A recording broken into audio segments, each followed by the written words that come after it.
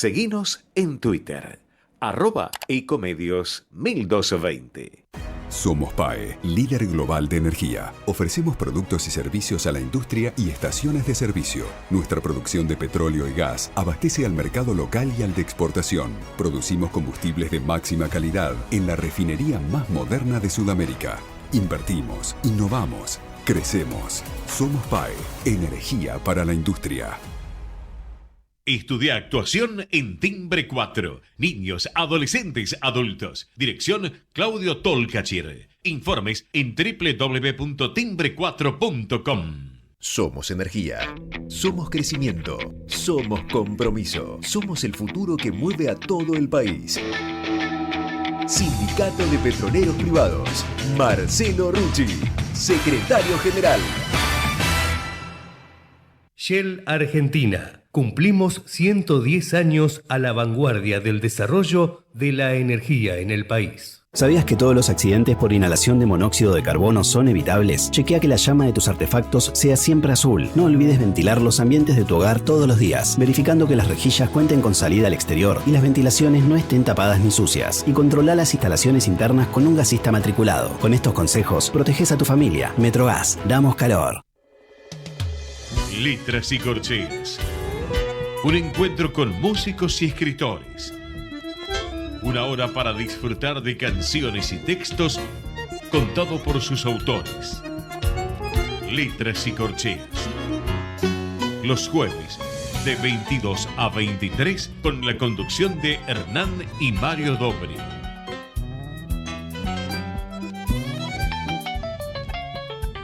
Buenas noches, bienvenidos a una nueva emisión de Letras y Corcheas.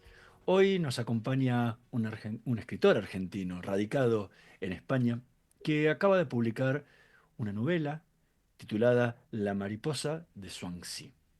Mario, ¿qué nos podés contar de nuestro invitado de hoy? Bueno, buenas noches. Alguien, por inimaginable que sean las causales del encuentro, se enamora o cree enamorarse de alguien, que lo enreda en el torbellino de una situación que lo sumerge, lo aísla, lo devora, con la parsimonia de una boa constrictora, situación de la que poco o nada puede hacer para escapar de ella o de modificar su desarrollo, ni el fin de este.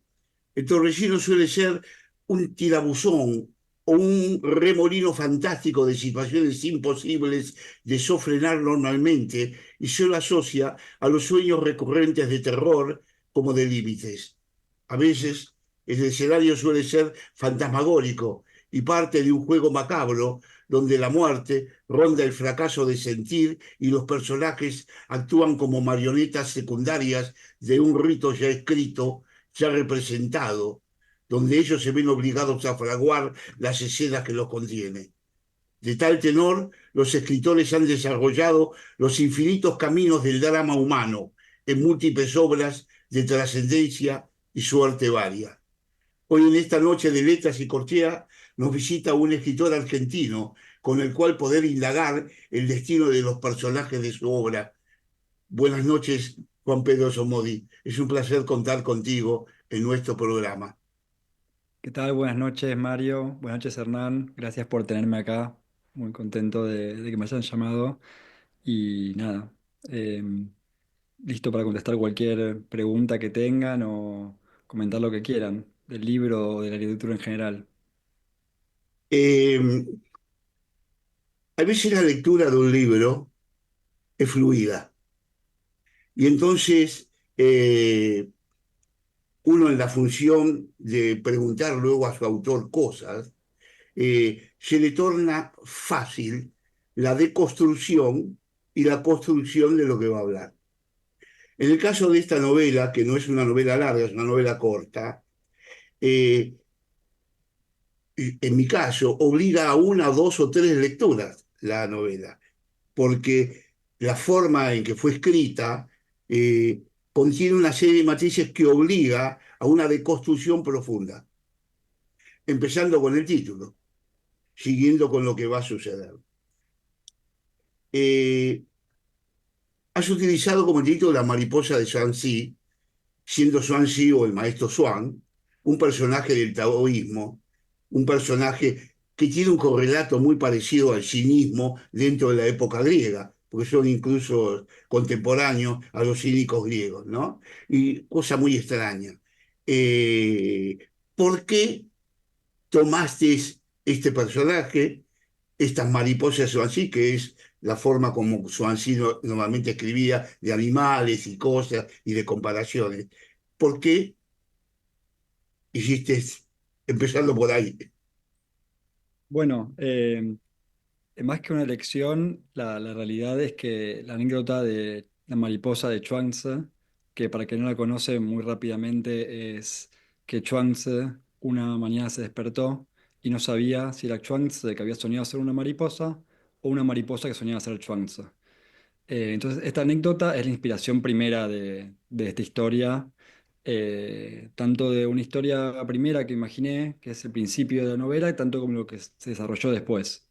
Para mí, de alguna manera, esta anécdota contiene la pregunta clave de la novela, que es ¿quién narra y por qué? Porque soñar o narrar es más o menos la misma cosa.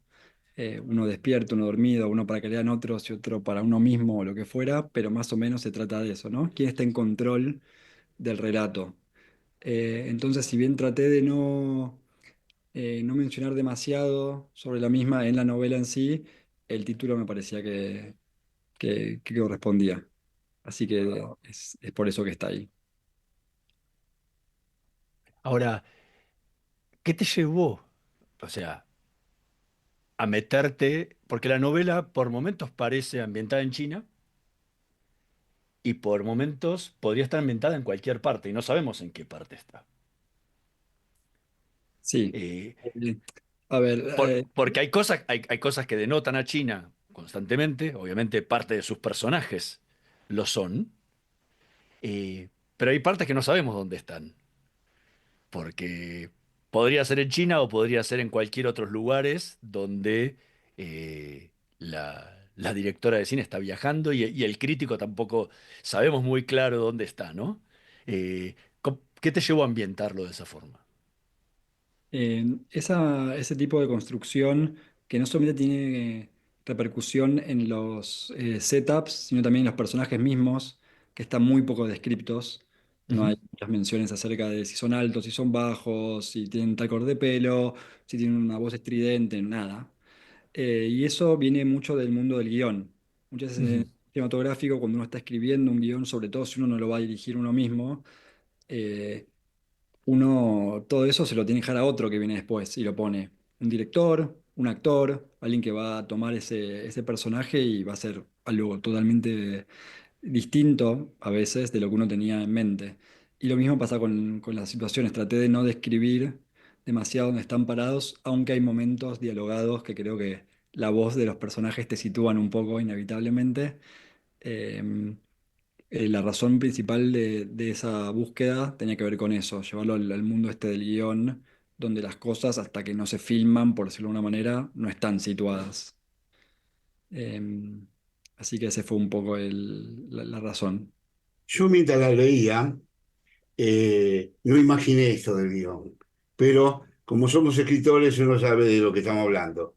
Eh, la influencia de Kafka es una influencia fuerte dentro de la literatura moderna.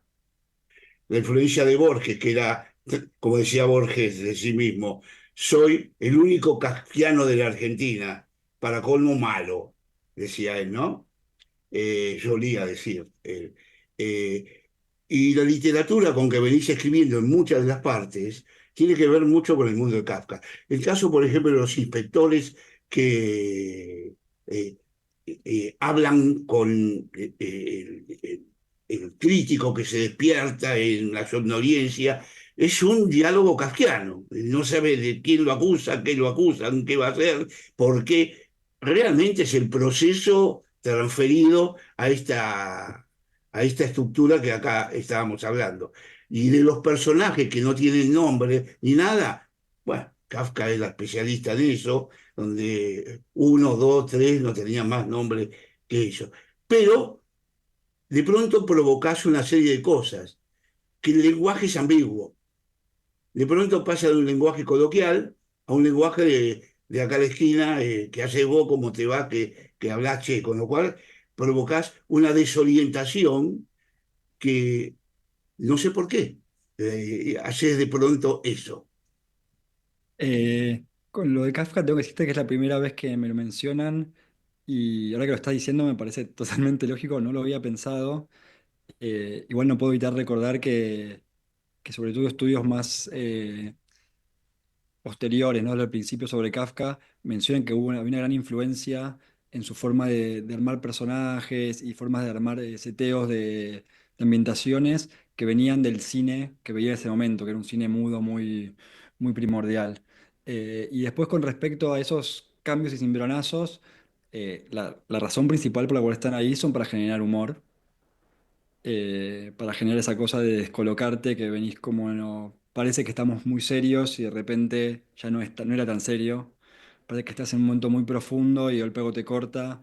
Eh, y también hay una búsqueda que es como todo el tiempo estás contrastando mundos en esta novela, sucede todo el tiempo que esos contrastes se llevan a cabo también por el golpe, digamos, del registro. Por ejemplo, cuando empieza la novela, que empieza con esta especie de momento más poético y onírico, que después nunca se repite a ese grado en la novela, de repente corta con aplausos.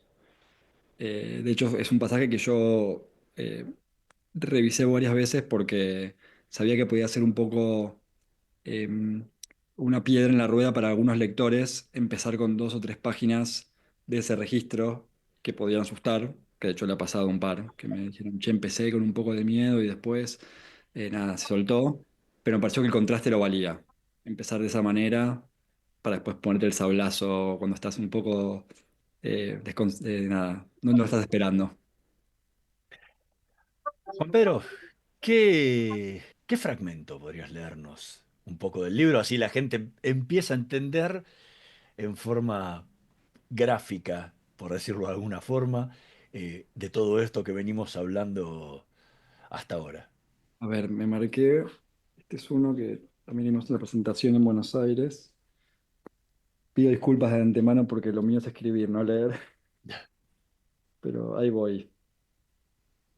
Es en el momento en que el fuego alcanza el cigarrillo y él pita para ayudar al encendido que una sombra se dibuja sobre él, recortándose sobre la luz naranja del farol que lo ilumina. Él levanta la cabeza de manera refleja en un gesto no exento de sorpresa e incluso un principio de temor que inmediatamente se ve desmentido por el asombro que se expresa en el abrirse grande de los ojos que arrastra consigo todo el rostro. Ella está de pie a menos de 1 metro de él. Entre sus labios un fino cigarrillo chino engalanado con sinogramas que traspuestos a esta ciudad y puntualmente a este desolado parque y a tan corta distancia, resultan casi una ostentación de diseño que sin dudas el dorado que viste el filtro no hace más que resaltar. Por lo demás, más allá de las solapas y cuello del traje, que ahora están vueltos hacia arriba adentro, y la calidad de la luz que le iluminan, nada la diferencia de aquella que hace tan solo un rato esgrimía conceptos y relataba anécdotas de un probable sentido alegórico sobre el escenario. En todo caso, eso es lo que él ve, y por eso tarda un poco más de lo que cabría esperar en comprender que ella le está pidiendo fuego, algo que primero ha hecho mimando la acción de girar con el pulgar la rueda de un encendedor y luego efectivamente realizándola valiéndose de su propio encendedor, un Dupont dorado que él muy bien conoce y que evidentemente se quedó sin combustible y por lo tanto no consigue traducir chispa en llama. Con toda esta evidencia en su poder, él comprende lo que ella le pide y asiente con la cabeza varias veces. Pero antes de efectivamente ir a buscar el encendedor al bolsillo donde ahora campea, su mano hábil responde al reflejo de retirar su propio cigarrillo de sus labios, lo que acaba resultando no tan sencillo. Tanto rato tuvo el cigarrillo entre los labios que éste se pegó al inferior, lo que, por lo inesperado, resulta en torpes movimientos del crítico, que primero tironea un poco. Finalmente arranca el cigarrillo del labio, lastimándolo apenas, pero malogrando bastante el cigarrillo, que por la violencia de los torpes movimientos acabó apretando de más y cuya débil brasa acaba desprendiéndose y cayendo sobre el pantalón del crítico, que ahora se pone de pie y hace aspavientos para desembarazarse de la misma, al tiempo que revolea sin mayores consideraciones lo que queda del cigarrillo. A todo esto, que sucede en unos pocos segundos, Ella primero responde con una cierta sorpresa, acaso preocupación, y luego con una fresca sonrisa y mínima risa que, para consuelo de él, no importan burla. Eh, Te quería hacer de acá 2 o 3 preguntitas. Dale. ¿Qué influencia tuvo en ese momento tu novia? Bueno, ella fue muy, o sea, esta novela sin ella no hubiera existido, eso es un hecho. Ella es actriz y es china. Eh, Vos hablas chino, ¿no? Hablo chino, sí, hablo un poco de chino. Eh, no gran cosa, pero un poco hablo. Y, y nada, obviamente todo este mundo de los festivales de cine y demás, yendo con ella, empecé a vivir un poco esas experiencias de qué extraño que es cómo funciona el mundo del reconocimiento, ¿no? Del aplauso, de los fanatismos, de que se espera nada, de los personajes que estén ahí y sean otro personaje más, ¿no? Además del que son en la película o no. No, es un mundillo bastante, bueno, hay muchísimos lugares distintos y a veces pasan cosas graciosas, a veces es un poco delirante. eh, y, y la verdad es que si bien yo siempre tuve un pequeño, mínimo interés por algunas cosas chinas, como estas cosas de Chuangtze que heredé de Borges, empecé a estudiar mucho sobre China desde que la conocí a ella. Y a leer su filosofía, sus escritores, además de su idioma, porque, porque es un mundo del que no conocemos nada. Quizás ahora, justo en los últimos años, está empezando a aparecer bastante más, sobre todo post-COVID, pero la verdad es que uno empieza a interiorizarse y a viajar a China y te das cuenta que nada, no conoces nada, nada realmente, y es enorme, es un cuarto del mundo más o menos, es muy fuerte. Y además de la influencia que tuvo en lo que tiene que ver la ambientación, el nombre y todo lo que tiene que ver con China, ¿en cuánto influyó también esto de que ella sea actriz en la decisión de escribirlo en una forma tan cercana al guión? Si bien no es un guión, porque obviamente el guión está escrito de otra forma, pero muchas veces los niveles de detalle a los que vas tiene que ver mucho con el guión. Eh, digo, ¿cuánto influyó eso también? Bueno, o sea, lo que más influyó es el hecho de que esté en el mundo del cine directamente Ujú. situado, ¿no? Que el personaje principal, bueno, los dos personajes principales sean un crítico de cine y una directora barra actriz barra maestro que hace todo bien, estos wunderkids que tiene el cine a veces. Eh, y, y nada, o sea, influyó 100%. O sea, nunca se me hubiera ocurrido meterme. De hecho, fuera de la literatura, el mundo donde yo más me muevo es el de la música. Estudié composición musical y demás. Y si veo otros relatos que tengo, escritos o guiones de cine inclusive, eh, siempre, si hay otro personaje artista, tiende a ser un músico de algún tipo. Eh, pero bueno, de que la conocí a ella, más allá de que yo tengo un trabajo a veces un poco ligado al mundo audiovisual, nada, entré mucho más en ese mundo y, y nada, fue súper. O sea, sin ella no hubiera pasado, es un hecho. Eh, Juan, te dije que había varias preguntas sobre esas escenas. El Dupont. Sí, eh, Como el Dupont va a ser escénico en todo el final de la novela, a mí me recordó, hablando de Borges, al Aleph,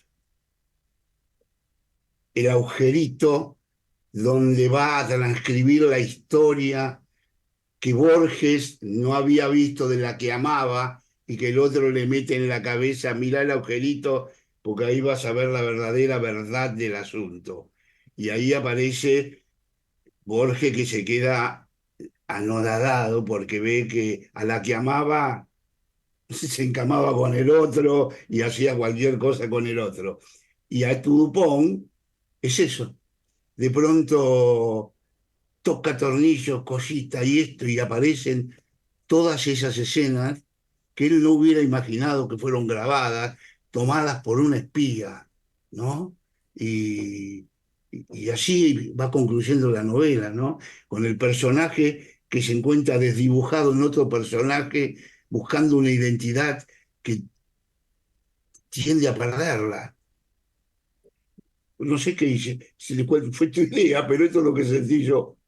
Eh, Tiene obviamente un aspecto simbólico importante, el elemento eh, que eso, como la novela, como eso mencioné antes, no hay muchas descripciones, cada elemento tiene una función bastante pesada y se va repitiendo a lo largo de la novela. El fumar en general El tiene fumar, por ejemplo. sí, Esa es el la tercera fumar, pregunta. sí, el El fumar, humo, el fumar y el humo, el fumar y el humo y el fumar. sí, exacto. El cigarrillo que se arma, el cigarrillo chino y Sí. esa insistencia hasta enfermiza de nombrarlo, ¿no? Sí, sí. Eso está un poco relacionado con el mundo chino en particular. En China el cigarrillo es un elemento social hiperpresente. Cuando viajas a China descubrís que incluso gente que no fuma, sí fuma por cuestiones sociales, en una cena, en esto o aquello, y hay toda una cosa alrededor. Y más allá de que obviamente hay fumadores compulsivos, eh, tiene como un rol social importante. Eh, y nada, me pareció que ver estas dos formas del cigarrillo también separaban a los dos personajes y los contrastaban, ¿no? Uno lo más fácil y barato posible, por decirlo de manera, y la otra que ya le suma un Dupont dorado, que además está en las películas, que es un elemento de espía, que bueno, que empieza a tener un montón de significados que ya no es solamente del acto de fumar, sino que viene como amalgamado en otras funciones. Eh, y sí, y lo que decías antes, el Dupont dorado, nunca se me ocurrió compararlo con el Aleph, eh, pero, pero sí, empieza como un elemento de alguna manera más pintoresco y que y nada, y es el que propicia, ¿no? Ese primer encuentro entre ellos y al final parece que es una trampa, ¿no? Es como que estaba ahí desde, o sea, apareció el primer momento, pero al final decís, bueno, es con lo que se hacían todos estos, bueno, estos trucos que quizás después parecen, no parecen, pero sí, se trata de estar ahí, ¿no? De engañar a través del mismo. Por eso Ahora, algo que tampoco ah, pusiste en la novela es una temporalidad. Uno no sabe cuándo ocurre esta novela. Podría ser hoy, podría ser hace 20 años o hace 50 años o no sé, en algún momento después de que se inventó el cine, ¿no? Eh, pero hay un detalle, justamente esto del cigarrillo, que es interesante, porque todos sabemos que fuera de China, ¿sí? Buena parte del mundo hoy está prohibido fumar en muchísimos de esos lugares. sí, Hoteles, taxis, sí, en un montón de lugares donde se fuma. sí, sí. Entonces eso hace decir, bueno, ok, hoy no podría ser. Tendría que ser, tendría que ser en el pasado. Digo, ¿lo pensaste así eso o lo...? No lo pensé así. De hecho, yo creo que en Argentina te subís a un taxi, el taxi fuma y vos fumás, ¿o no? Sí, Siempre no se sé si... siente no- olor a cigarrillo en el taxi. ¿Viste? Digo, yo creo que digo que, a ver, digo, en China pasa algo particular, que es que la gente fuma mucho, que si bien está regulado en las grandes ciudades, se respeta mucho más, en las ciudades más chicas, que son de 7 millones de personas de todos modos, que de donde viene mi chica, por ejemplo, se fuma en todos lados. O sea, no se fuma en transporte público, pero en un restaurante, nada. Aparte es muy eso porque están los cartelitos que dicen no fumar y sentís que se te viene, yo lo llamo el oxímoron tabaco que sucede que siempre vas a China, que estás viendo un cartel, no sé, estás en el baño haciendo pis y ves el cartelito que dice no fumar y sentís el olor a cigarrillo y te das vuelta que hay un chabón fumando ahí al lado del cartel, da lo mismo. Eh, pero mira, esto de temporalidad que me decías también es algo que también mencionaron varias veces. Yo creo que hay un par de elementos que no te dejan irte tan atrás, como los celulares que Ujú. aparecen y se usan los teléfonos y todo, pero por eso intenté no meterme demasiado en cosas que te situaran en ningún lado, porque por esto, ¿no? Que quería mantenerla lo más funcional posible, por decirlo de una manera, que cada elemento tuviese funciones muy puntuales de narrativas y no de circunstancialidad ni de situarte. Que de hecho es una manera igual en general, a mí me gusta escribir de esa manera. Y la novela anterior, que está basada en la historia de la vida de mi abuelo, eh, terminó teniendo mucha historicidad, ¿no? Segunda Guerra Mundial, momentos, personajes reales que existieron y demás. eh, y disfruté mucho salirme de eso. Siento que es muy atrapado, como te encierra. Yo prefiero tener la libertad de que sea para donde me interesa a mí. Estamos conversando con Juan Pedro Somodi. Vamos a hacer una pequeña pausa. En un minutito más volvemos con más letras y corcheas. No se vayan. Vamos la radio, somos tu voz. Vamos con Eco, siempre la verdad y la mejor información. En julio, vení a Catamarca y ponete en modo poncho. Apenas llegás, todo cambia. Se respira otro aire. Invertís en momentos que se vuelven recuerdos. 10 días y 10 noches de emociones que no paran. El poncho es el latido de la gente. Fiesta Nacional e Internacional del Poncho, del 18 al 27 de julio. Predio Ferial Catamarca. Informate en ecomedios.com. Seguinos en TikTok, @ecomedios1220. Letras y corcheas. Una hora para disfrutar de canciones y textos contados por sus autores. Con la conducción de Hernán y Mario Dobri.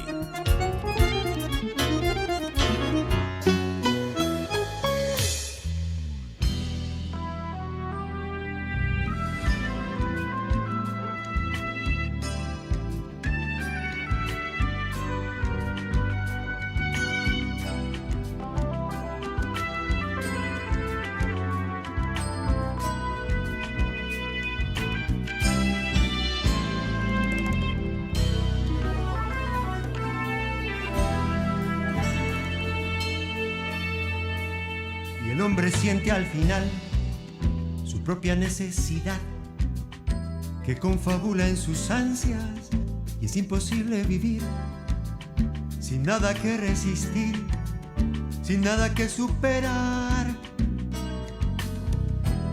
Los valores del mundo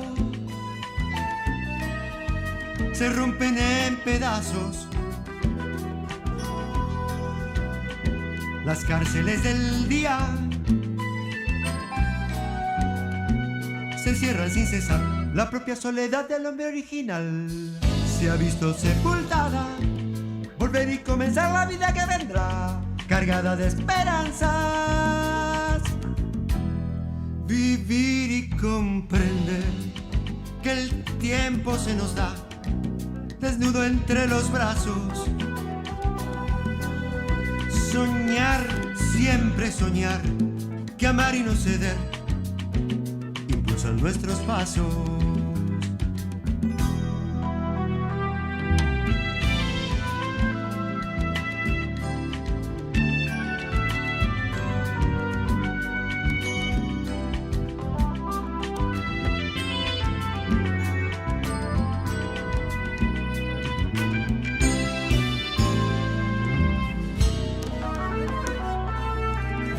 La propia soledad del hombre original se ha visto sepultada. Volver y comenzar la vida que vendrá, cargada de esperanzas. Vivir y comprender que el tiempo se nos da desnudo entre los brazos.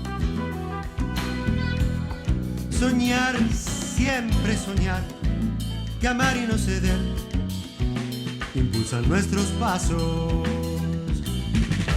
Los valores del mundo se rompen en pedazos. Las cárceles del día se cierran sin cesar. Los valores del mundo se rompen en pedazos. Las cárceles del día se cierran sin cesar. Se rompen en pedazos. Las cárceles del día se cierran sin cesar.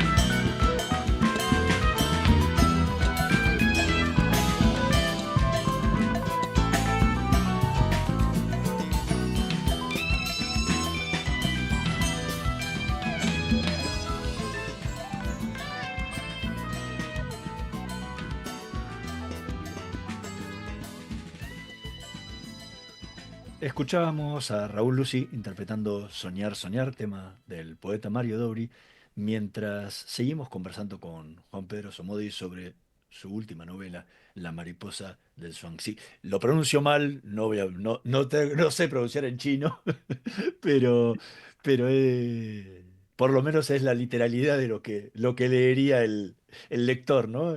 Cuando encuentra el libro en las librerías. Em, el,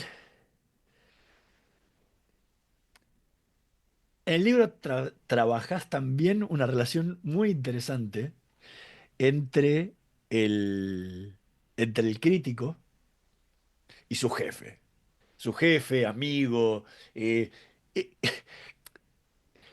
Porque esa relación, que si bien es muy corta, es un fragmento muy pequeño del libro, termina siendo uno de los desencadenantes del libro. No vamos a spoilearlo, ¿no? Diciendo qué es.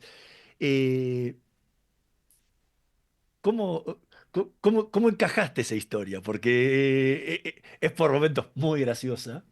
Sí, lo que pasa en esas dos escenas son muy graciosas. Digo, ¿cómo surgió esa idea de incluir a este jefe tan decisivo luego? Eh, me- es como si vos es un personaje, o sea, imaginando todo dentro de personajes que podrían ser de una película, es como el personaje que viene con el humor, es lo que decís vos, ¿no? Que de golpe la película viene por un sendero y aparece este que, no sé si la comparación sería un clown de una, no sé, Un tiro al aire. sí, no, claro, pero digo clown en el sentido en el teatro, ¿no? Que aparece este personaje que es como el juglar o eh, no me sale la palabra ahora. Pero bueno, estos personajes que incluso en obras más serias de repente aparecen y hacen chistes en Shakespeare, en cualquier cosa, en que sean dramas, de golpe aparecen y rompen un poco eso. Este es él. Y, y aparte me parecía que era importante que, porque el personaje del crítico se ven muchos dilemas quizás del escritor en general, ¿no? Los tiempos, los límites espaciales de un artículo o lo que fuera. Entonces, como este tipo que en el fondo admira a su empleado, ¿no? A su crítico, tiene que imponerle todo su peso también, de alguna manera. Y entiende que el otro está medio enamorado, en babio, no sé qué, pero a él lo que le interesa es que esté listo el artículo y después le interesa cosas terrenales, chabacanas, ¿no? Como las anécdotas no le importa demasiado de la película, sino qué pasó en el bar después, que pasó que esto, que aquel, que aquello, y que el whisky. Eh, y así que, o sea, sí, o sea, la idea de meterlo ahí fue, aparte que me ayudó a llevar la historia para adelante, eh, para meter un momento de humor un poco más bestia. Que también pasa con los policías un poco, ¿no? Cuando aparecen los policías en el auto y todo, que se pone todo un poco más, eh, sí, slapstick dirían en inglés, ¿no? Como que es un humor menos sutil. En cierta forma, yo a veces lo sentía como que la verdad que sos divino, bárbaro, pero me cagaste, viejo. Era, lo sentí un poco así, ¿no? Porque así es como llega al final, ¿no? Sí. Ahora, la pregunta que se me había ocurrido era, escribís esta novela que usá los nombres de un filósofo chino y una anécdota de Borges y estas cosas. Y casualmente este filósofo chino, que es un cínico dentro de la escuela del taoísmo y el confucianismo también, eh, en un momento que China deja de ser todo lo que es este hombre. Este hombre había dicho en sus escritos que las cosas son tan difíciles como cavar un foso dentro del río Amarillo, o sacarlo del caudal del río Amarillo, había dicho. O como los pájaros vuelan alto porque le escapan a las flechas y a las redes. Vos fíjate que hoy un pájaro no lo agarrás con una flecha, le pegás un tiro y adiós el pájaro. Y los chinos fabrican pájaros que le pegan tiros, y en serio. Y además, hoy la represa de las Tres Gargantas cavó el foso en el Amarillo, o sea que no tiene nada que ver ya con el mundo de Swansea. O sea que hoy China, y vos salís con una novela que como recuperando cierta forma de esa China, un poco, podemos decir, anecdótica ya. No sé si...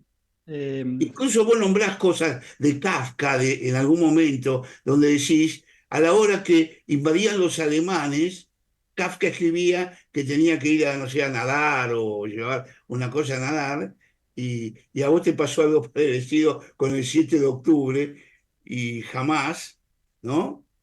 Y dijiste, ese día mi suegra me dijo, o mi futura suegra, véngase a casar acá a China. O sea que diciendo, mira, hay un drama y de pronto esto. Algo de Sobre, la novela hay en eso. sí, esa anécdota que contás igual tiene que ver con el libro que estoy escribiendo ahora, no es de la novela. Si hay una realidad que obviamente China hoy eh, tuvo como un encontronazo, bueno, hoy hace mucho tiempo ya, ¿no? Un encontronazo con esta nueva China que es la que vemos en todos lados, que es nada, esta superpotencia mundial otra vez, que lo fue en el pasado. eh, y en el último tiempo, después de toda la época de Mao y del comunismo muy fuerte y marxismo y todo como mucho más, de una forma político y pragmático, está volviendo a aparecer mucho, incluso dentro de la política, eh, una corriente en la que se van alejando un poco de esas cosas que por ahí son más europeas o más internacionalistas y están recuperando como ciertas cosas, no con Chuang-Tze, pero sí con Confucio y el neoconfucianismo y demás, todo un aspecto del nacionalismo chino, ¿no? Lo están construyendo a partir de todas estas cosas. De hecho, la época de Confucio, de Chuang-Tze, de toda esta gente que fueron, no sé, 200, 300 años, que llamaban la época de las 100 escuelas, que, bueno, las que sobrevivieron más fuertes son evidentemente el confucianismo, algo que llaman el legalismo, que es un poco parecido al realpolitik de alguna manera, y el taoísmo, que si bien hoy en día no se puede decir que esté en la política, porque yo no lo veo por ningún lado, permea mucho la sociedad en China.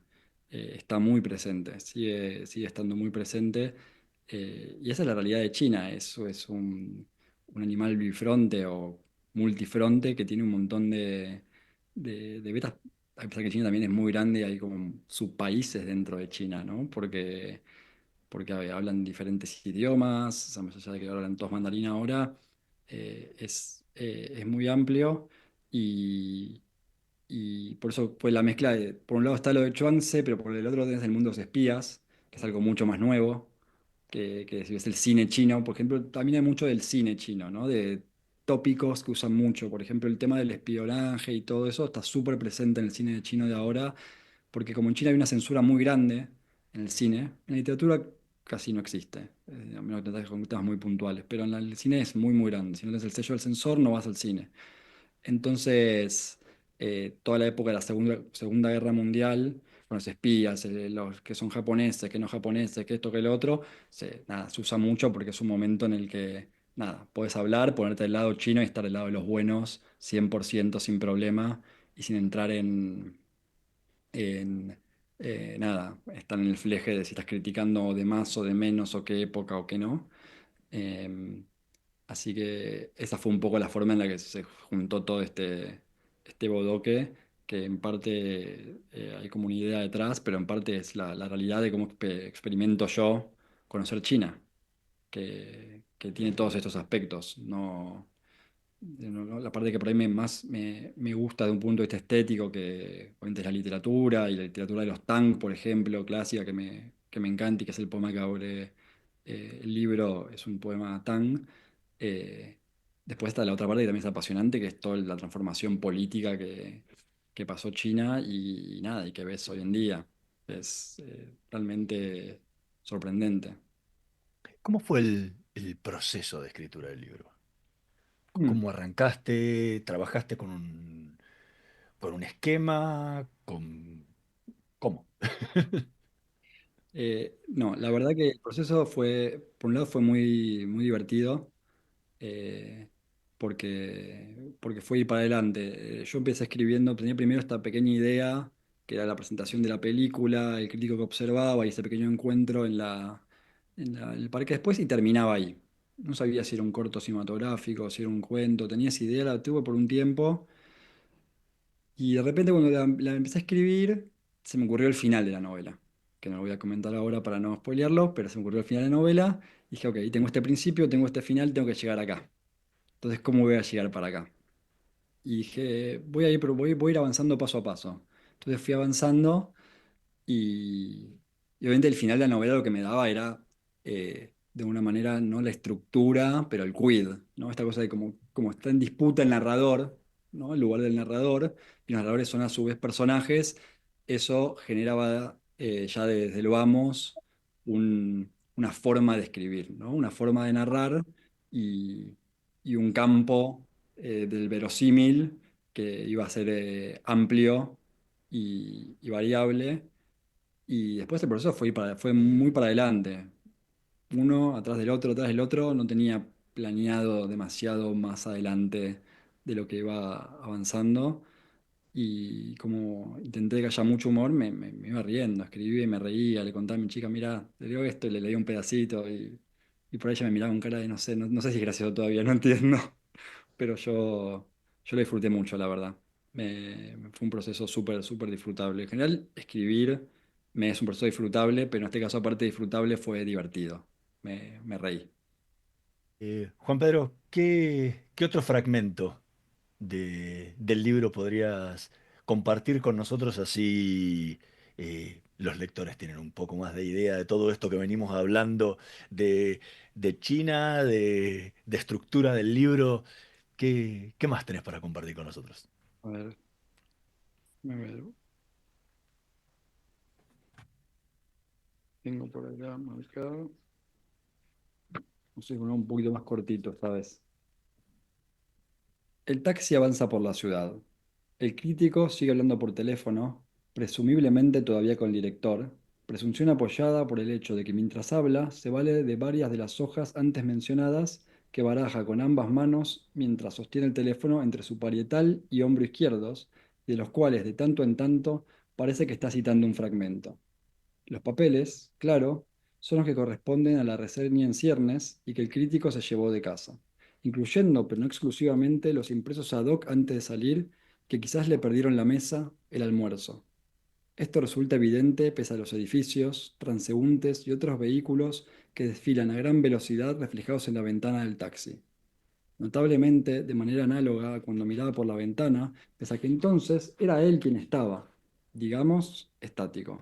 Y ahora es él, digamos, el que se mueve, sin perjuicio de que lo que se presenta continuo, si algo, o en reposo, en ambos casos, es su rostro.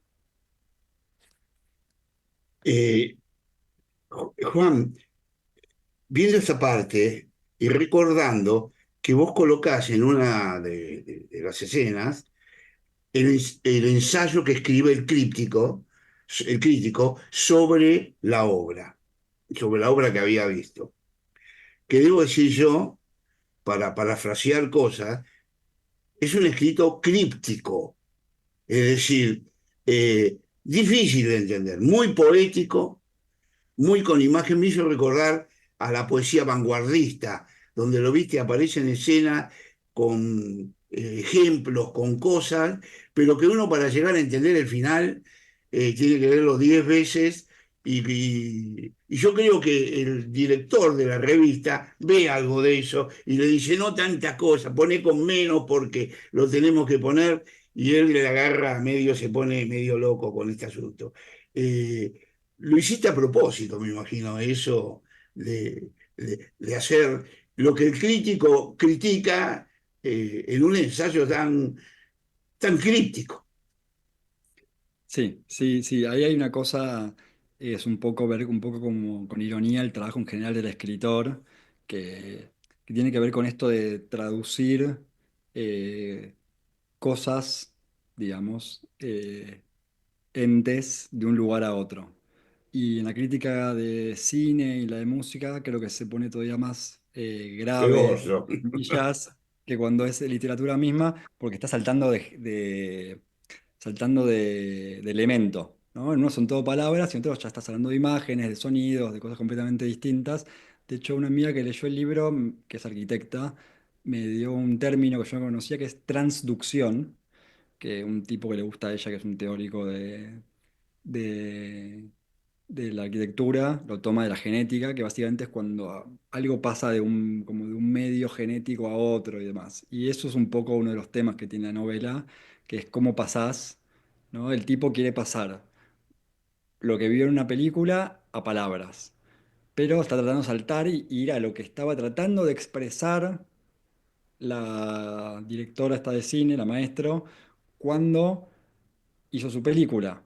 Entonces están todo el tiempo como saltando de un lugar a otro, que son cosas que nada, que uno como escritor sabe que a veces tienen resultados que son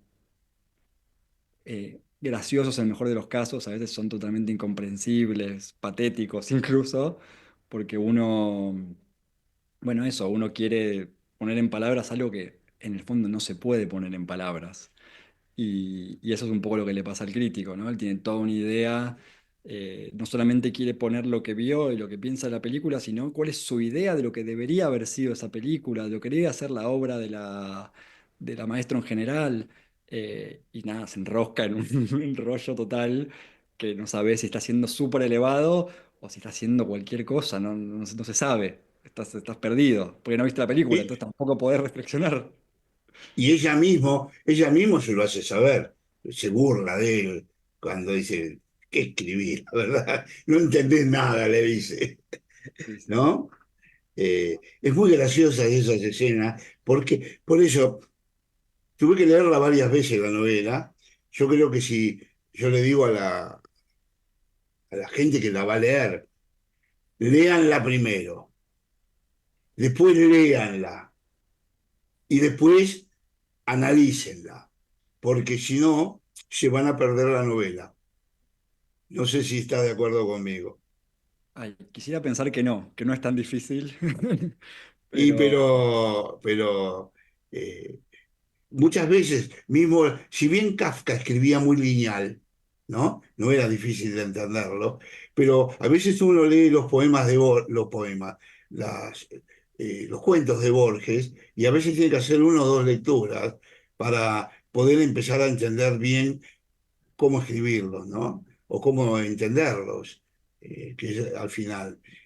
No quiere decir que sea difícil, quiere decir que muchas cosas adquieren su profundidad en la meditación de las cosas, sí, ¿no? no, eso sin dudas, y obviamente creo que es una novela que se puede beneficiar con múltiples lecturas, eh, pero, pero siento que igual es una novela que se puede escribir otras cosas que sí son un poco más complicadas, pero siento que esta novela tiene como... Siento que lo que ayuda mucho igual a leerla es que tiene un pegamento que es el humor, y eso hace que sea como llevadero, pero sí es verdad que hay cosas que en una primera lectura se te van a pasar inevitablemente, porque está escrita de tal manera, que por eso pasa mucho con Borges, que las fichas te van cayendo un poco más adelante en la lectura, que por ahí en Borges es más fácil porque son textos más cortos, entonces por ahí no te olvidaste del todo que leíste antes, pero acá te pasa que hay cosas que lees al principio, que no tenés ni la más pálida idea de por qué están ahí y que una vez que vas avanzando en la novela empiezas a entender Y como la novela es muy cambiante en cuanto a géneros y demás, todo eso se resignifica con bastante fuerza una vez que vas avanzando. Sí, es un hecho. Recién decías que estás trabajando en la nueva. ¿Se puede saber hacia dónde vamos? Porque la anterior estaba ambientada en la Segunda Guerra Mundial, tenía que ver con tu abuelo. Esta, bueno, tiene mucho que ver con China, no sabemos dónde está ambientada. ¿Qué nos espera para la Eh, próxima? Mira, a ver, la próxima novela en sí es una novela que empecé a escribir antes de Mariposa de Chuangce y está por la mitad, pero este libro que mencionaba antes es un libro de no ficción, eh, bastante arduo, no tengo muy claro dónde va a terminar, así que tampoco quiero decir mucho de más, pero como contaba antes Mario, eh, eh, me pasó literalmente que, bueno, me pasó. Sucedió que el 7 de octubre fue el ataque de Hamas en Israel y el 8 de octubre nosotros teníamos planeado un viaje a China y hacía mucho que no íbamos porque fue el COVID y todo y yo hasta hace relativamente poco no podía volver a viajar sin muchas complicaciones. Y ella que hace tiempo venía con que hagamos la boda en China, que para ellos es una cosa social muy importante y demás, dijo, che, ya que van a venir, hagamos la boda ahora. Con ese poco, aparte fue en diciembre, o sea que fue con muy poco tiempo de anticipación. Y dije, bueno, hace mucho que quiero escribir algo sobre China, sobre todo, bueno, mi chica es de Sichuan, porque lo escribir de China es muy grande. Pues Sichuan tiene un par de personajes muy interesantes como Li Bai, que es el poeta más importante de China, o Deng Xiaoping, que fue el que abrió China. Entonces dije, bueno, una especie de diario y demás, pero claro, empecé a escribir y de repente está pasando todo esto otro, que lo tenía mucho más cerca, la verdad. Eh, Nada, con gente que conozco ahí, involucrado, bueno, todo el mundo, y me acordé de esa frase de Kafka que está en el diario, que dice algo así como 14 de agosto, no me acuerdo qué día es, eh, Prusia invade Rusia, por la tarde voy a natación.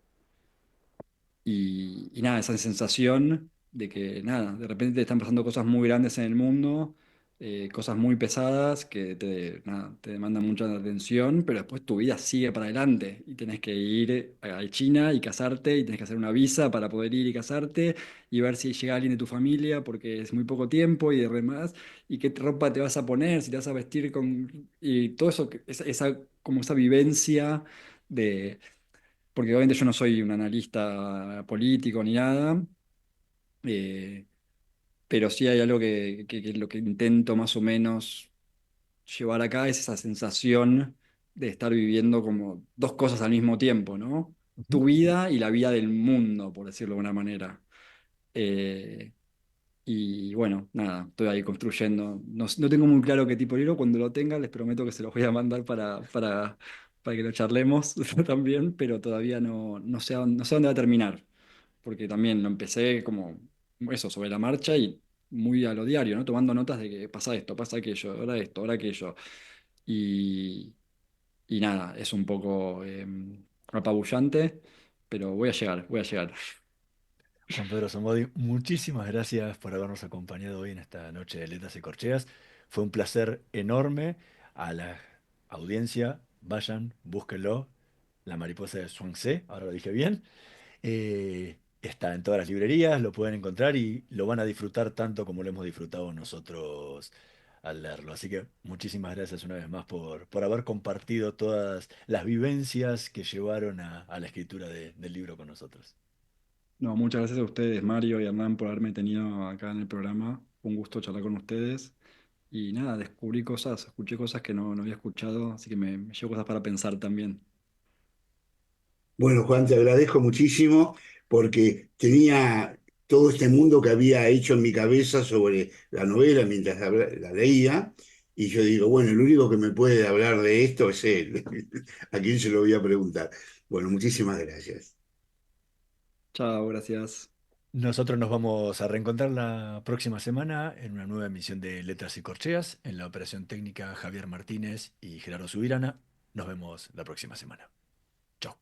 Somos PAE, líder global de energía. Ofrecemos productos y servicios a la industria y estaciones de servicio. Nuestra producción de petróleo y gas abastece al mercado local y al de exportación. Producimos combustibles de máxima calidad en la refinería más moderna de Sudamérica.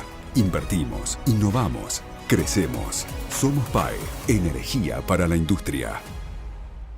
Estudia actuación en Timbre 4. Niños, adolescentes, adultos. Dirección Claudio Tolcachir. Informes en www.timbre4.com.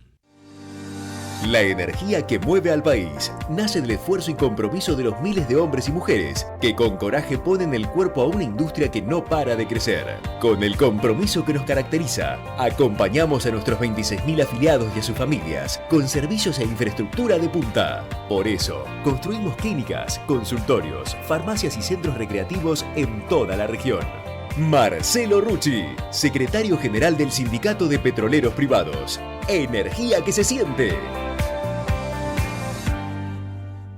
Shell Argentina. Cumplimos 110 años a la vanguardia del desarrollo de la energía en el país. ¿Sabías que todos los accidentes por inhalación de monóxido de carbono son evitables? Chequea que la llama de tus artefactos sea siempre azul. No olvides ventilar los ambientes de tu hogar todos los días, verificando que las rejillas cuenten con salida al exterior y las ventilaciones no estén tapadas ni sucias. Y controla las instalaciones internas con un gasista matriculado. Con estos consejos, proteges a tu familia. Metrogas, damos calor.